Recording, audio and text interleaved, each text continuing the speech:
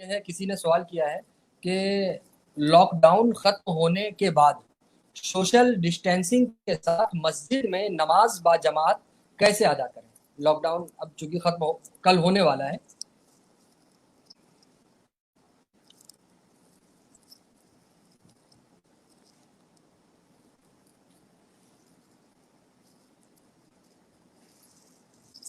بسم اللہ الرحمن الرحیم نحمده ونصلی علی رسولہ الکریم.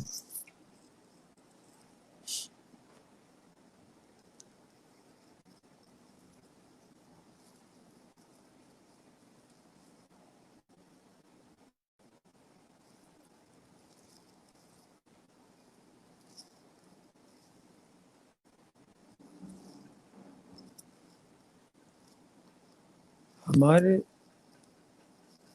دین اسلام کی یہ خوبی ہے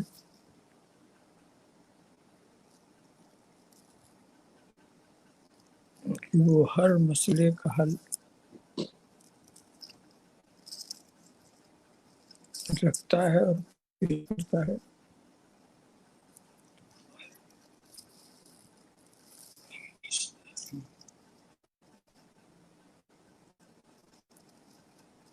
حالات بدلتے رہتے ہیں، ضرورتیں بدلتی رہتی ہیں، تو ایسا حل ہونا چاہیے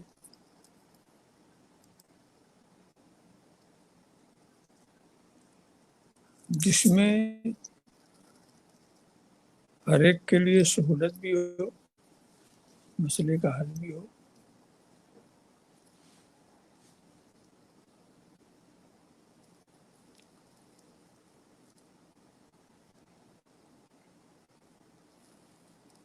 دیکھیے،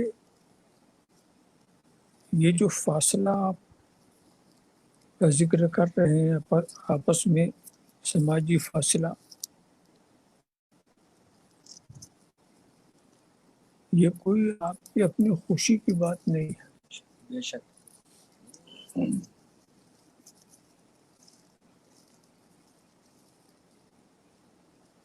یہ ایک مجبوری کا فیصلہ ہے، اور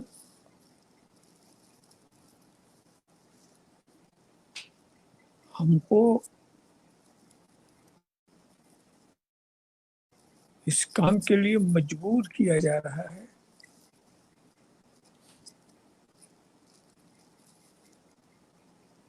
جو مقامی انتظامیہ ہے اس کی طرف سے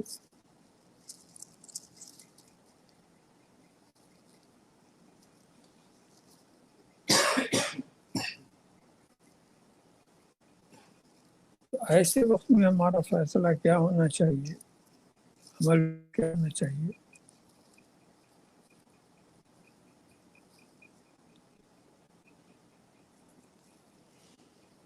پہلے تو یہ سمجھے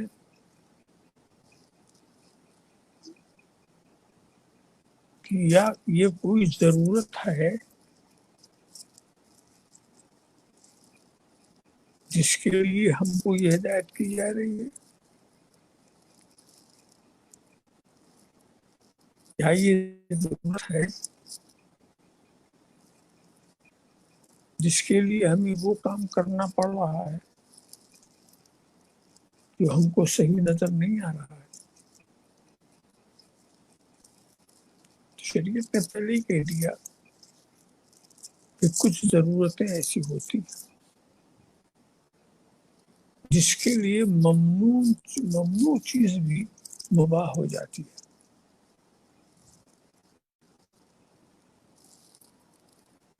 الضرورات تبیح المحظورات، یہ فقہ کا ایک اصول ہے، قاعدہ ہے.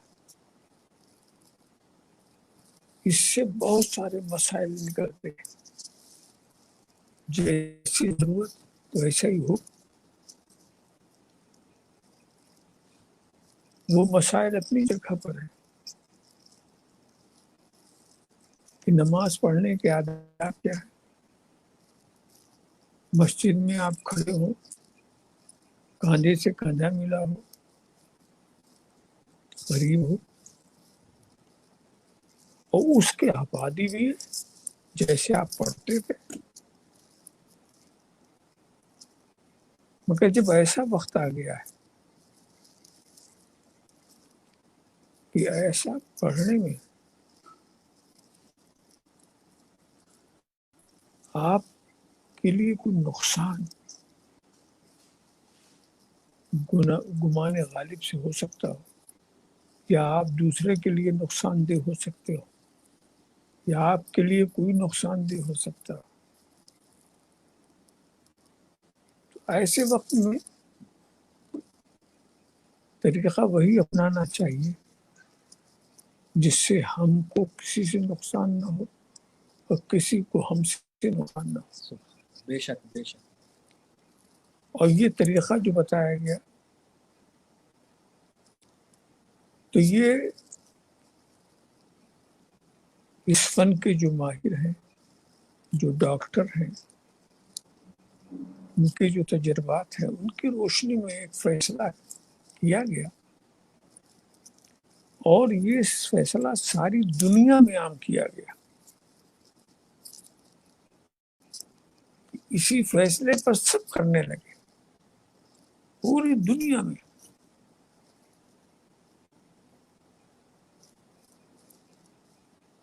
تو اب جب اس پر عمل بھی ہو چکا ہے، آپ لوگوں نے تصویروں میں دیکھا بھی ہوگا، وہ چاہے مکہ کی تصویر ہو کہ مدینہ کی یا بیت المقدس کی ہو یا ٹرکی کی ہو، ساری دنیا میں مسجدوں میں لوگ کس طرح سے فاصلہ ہو. مجھے بھی نظر آئی کہیں کہیں ایک مسلح بچھائیے، بغل میں ایک مسلح کی جگہ چھوڑ دیجیے، پھر تیسرا مسلح بچھائیے، تو ایک مسلح بیچ میں جو ہے خالی ہے، اور دائیں بائیں یہ دوری ہوگی. اب یہ سوال نہ کہ جائز ہے کہ ناجائز ہے، یہ کہ یہ ضرورت ہے. اللہ اللہ، بے شک بے یہ شک. ضرورت ہے، اس ضرورت کی وجہ سے ایسا کر رہے ہیں، مجبور ہے. اور اس میں کیا نام ہے، ہم بھی مجبور ہیں. کوئی خوشی میں مسجدوں کو بند نہیں کرتا، بے شک. کوئی خوشی میں ایسا نہیں کرے گا مسجد حرام بھی بند ہو جائے، مسجد نبوی بھی بند ہو جائے. یہ کوئی خوشی نہیں کرتا، یہ سب مجبوری کے فیصلے ہیں، اور اسلام نے ان مجبوریوں کا لحاظ رکھا ہے. بے شک بے شک. ایسی دور میں جب کہ اس طرح کی مجبوری ہو تو یہ تمہارے لیے صحیح ہے، جائز ہے، اس میں کوئی ایسی بات نہیں. اس لیے کہ جس خدا کی آپ عبادت کر رہے ہیں وہ عالم الغیب و شہادہ ہے، وہ آپ کی دلی کیفیتوں کو جانتا ہے، وہ آپ کی طاقت کو جانتا ہے، وہ آپ کی مجبوری کو جانتا ہے. اور عبادت ہم اس کی کرتے ہیں، بس وہی ہماری عبادتوں کو قبول کر لے، یہی ہمارا منشا ہے. تو اس میں کوئی فکر کرنے کی ضرورت ہے. سارا عالم جب اس طرح سے اس میں آپ دیکھیں دلی کی جامع مسجد ایسا سناٹا، یہ مسجدوں کا بند ہونے سے یقیناً مسلمانوں کے دل میں بڑی تکلیف ہے. وہ تکلیف اپنی جگہ پر ہے، اور مسجد کے بند ہونے کی تکلیف ہے. ہمیں امید ہے کہ رب تبارک و تعالیٰ اس کو اجر آپ کو دے گا. کم از کم مسجد کے آزادی کے ساتھ جس طرح سے آپ نماز پڑھتے تھے، اللہ تعالیٰ پھر وہ دن لائے آپ اسی طرح نماز پڑھیں. ابھی جو مجبوری ہے اس کا لحاظ کریں.